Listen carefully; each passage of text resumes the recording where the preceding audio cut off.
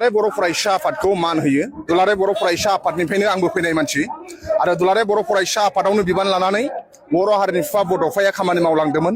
दुलाराय बर' फरायसा आफादा अराय सम साफ्रोमबो बर'नि गोरबोफोराव दङ, जाय जिखि पार्टियाव थाया मानो। नाथाय दुलाराय बर' फरायसा आफादखौ सबबो अनो मान होयो। नाथाय आथिखालनि दुलाराय बर' फरायसा आफादनि आफादगिरि दिपेन बर'नि सायावसो आं बुंदों। आंहा दुलाराय बर' फरायसा आफादखौ आं जेबो बुङाखै।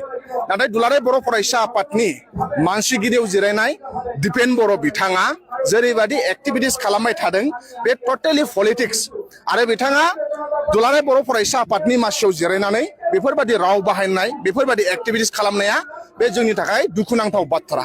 दुलाराय बर' फरायसा आफादनि आफादगिरि बिथाङा गाहाय मावख' एबसु अफिसाव प्रेस मिटनि गेजेरजों बुंदोंमोन जे बिटिसि एसेम्बलि जाय लाइमोन फरायसाफ्रा गाग्लोबदों बेयाव जुदि 1% इभिडेन्स दङब्ला बिथाङा गाव रिजाइनेसन होगोन होनदों। आं बावसो बुंदों जे दुलाराय बर' फरायसा आफादनि गोबां दैदेनगिरि इउनिभार्सिटि लेभेलनि कलेज लेभेलनि आरो दुलाराय बर' फरायसा आफादनि गोथार फिरफिलाखौ लानानैनो बिथांमोनहा एसेम्बलि सिङाव हाबदों आरो एसेम्बलिखौ गाग्लोबहैदों होननानै बाव दुलाराय बर' फरायसा आफादनि गोथार फिरफिलायानो नुजादों। दुलाराय बर' फरायसा आफादनि गोबां दैदेनगिरि इउपिपिएलनि दैदेनगिरिफोर दङ। दा जों बेखौसो बुंदों दिनै जोंनि थाखाय दुखुनांथाव बाथ्रा।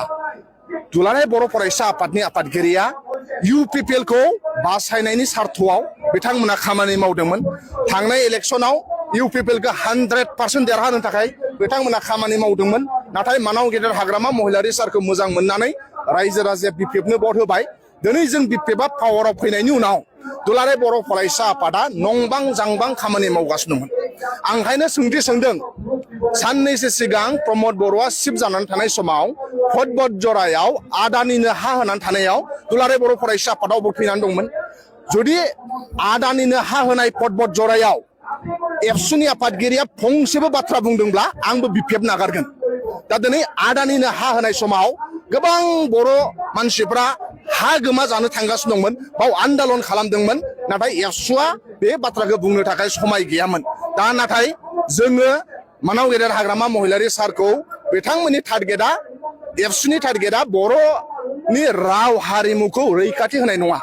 एबसुनि टारगेटआ जेरैखि जाया प्रमद बर'खौ सिफ खालामफिननो नांगौ, हाग्रामा महिलारि सारखौ डिस्टार्ब खालामनांगौ, हाग्रामा महिलारि सारखौ बर' रायजो राजाजों गाज्रि मोनहोनांगौ, बेयावसो बिथांमोनहा नांथाबनानै दङ।